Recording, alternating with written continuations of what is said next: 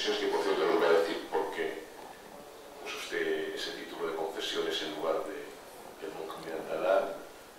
Sí, ¿lo explico ahora? No, sí, ah. Sí, no, después, antes de empezar su intervención lo explica, ¿no?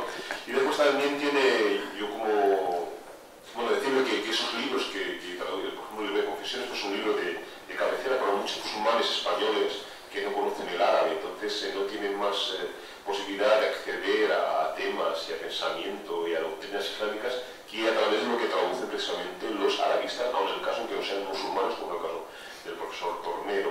También con respecto a mí, pues tiene, bueno, primero el profesor Tornero yo tuve el honor de que fuese uno de los miembros del Tribunal de Tesis Doctoral, ¿no? Entonces eso lo hace también apreciado por mí.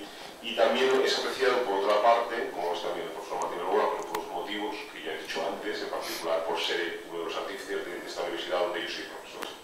Y es también porque, siendo mallorquín, hay un autor mallorquín que se llama Sergio Meda, que tiene un libro que se llama La disputa del asno, que está tomado de un original árabe, que precisamente ha sido uno de los últimos estudios del profesor Tornero, que ha hecho la traducción del libro de los Juan Safa, del libro original en el cual se inspira en Turmeda, y también tiene varios artículos sobre la influencia de ese libro de la disputa del asno en el pensamiento occidental, entre ellos Anselm Turmeda. Entonces, alguien que es realmente entrañable para mí, es un gran honor el poder tenerlo aquí por estos motivos, por la relación con Al-Ghazali, por la relación con Anselm Turmeda y por la relación conmigo, por el hecho de haber sido, que siempre me acordaré,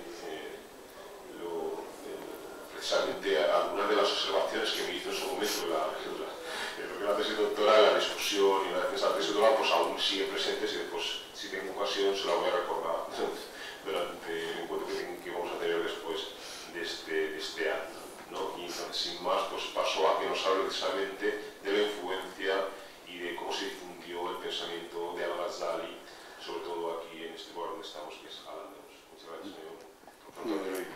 Pues muchas gracias por la invitación también, y quería, aunque ya ha salido, es decir, manifestarle también el agradecimiento por haber organizado, es decir, haberse acordado de esta figura en su centenario. El título, bueno, respondiendo al título de Al-Ghazal de Confesiones, propiamente Al-Ghazal la traducido es El Salvador del Error. Lo que pasa es que algunos de los primeros traductores lo titularon así, en alemán, ¿no? Una especie de biografía, siguiendo un poco las confesiones famosas de Agustín de Hipona, las famosas confesiones de San Agustín, que tal vez es el principio en la filosofía de la interioridad, de descubrir el sujeto. En la filosofía clásica el sujeto no se descubre, es una de las cosas que cita, por ejemplo, María Zambrano. Es decir, que la interioridad, el meterse dentro de sí, eso es una cosa típica a partir de Agustín de Hipona. Antes no hay eso. Bien, pues en el mundo árabe medieval también, en cierta manera, son unas confesiones las que hace Al-Ghazal aquí en este libro. Perdón, pronuncio Al-Ghazal siguiendo la traducción de los latinos medievales en general, y como en las obras de Asín, y para el público español, pues Al-Ghazal es Al-Ghazali.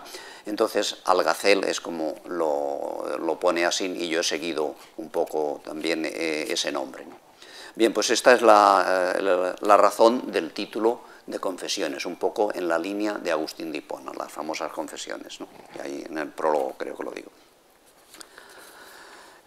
No sé si todo el mundo aquí conoce esta figura, porque nos hemos puesto directamente a hablar de temas muy concretos y muy especializados de la filosofía, o sea, de Al-Ghazal como crítico de la filosofía, y lo que el profesor Martínez Lorca ha hablado a su vez de la crítica que Averroes le hace, y yo voy a hablar de la influencia de Al-Ghazal en la filosofía andalusí.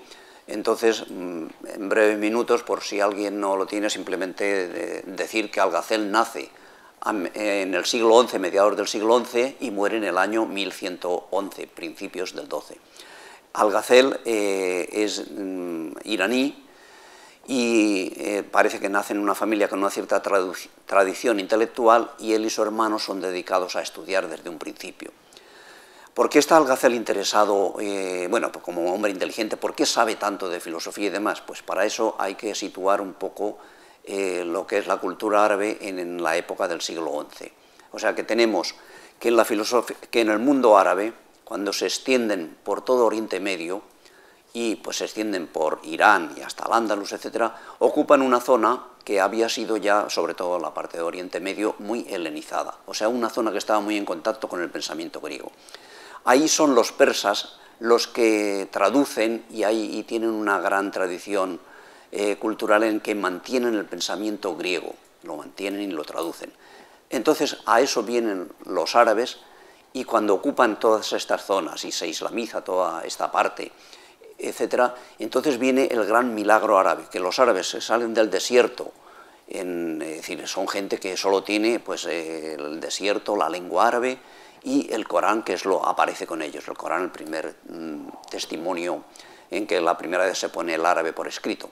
Bien, pues entonces con esa escasa cultura es maravilloso lo que en 100 años hacen. O sea, que llegan ahí en los años 650, etcétera, por todas estas zonas, y ya en el 700 y el 800 aparece ya una primera gran figura que es Al-Kindi, un gran filósofo, y además se llama así el filósofo de los árabes, sobre el cual hice mi tesis, y un tema muy querido también. Entonces los árabes están admirados por la filosofía griega, la recogen con una avidez tremenda y empiezan una serie de traducciones, tienen una conciencia tremenda de que ellos es el nuevo imperio que ha aparecido. Ahí hay un librero que se llama Al-Fihri, del siglo X, que manifiesta esa conciencia, dice, está todo traducido en árabe, lo tenemos aquí todo, pensemos en el inglés, etcétera, y el imperio americano, es decir, todo está traducido al inglés de la gente. Hay que estudiar inglés, puesto que enseguida las obras, por ejemplo, de alemán, etcétera, todo se traduce al inglés. Pues en esa época tienen conciencia de que el imperio árabe abarca todo, que sabiendo árabe se puede acceder a todas las culturas y a la cultura antigua. Entonces que ellos, a través del mundo persa, muchos persas se arabizan, se islamizan y empieza la gran época de las traducciones. O sea, una época fabulosa en la historia de la cultura, sin la cual Occidente no sería lo que sería si no hubiera habido estas traducciones que luego en gran parte aquí se trasvasan a través de Toledo y otros centros, no solamente Toledo, sino otras ciudades de Al-Ándalus o de la España cristiana que se va reconquistando y que se van traduciendo al latín estas cosas, ¿no? Bueno, pues luego todo eso influye en lo que es el Renacimiento, un primer Renacimiento que hay en Europa y demás. Entonces, todo ese ambiente cultural hay que tenerlo en cuenta cuando aparece Algacel en el siglo XI y principios del XII cuando muere. O sea que tenemos un gran auge cultural, tienen todas las obras, muchísimas obras traducidas, ¿no?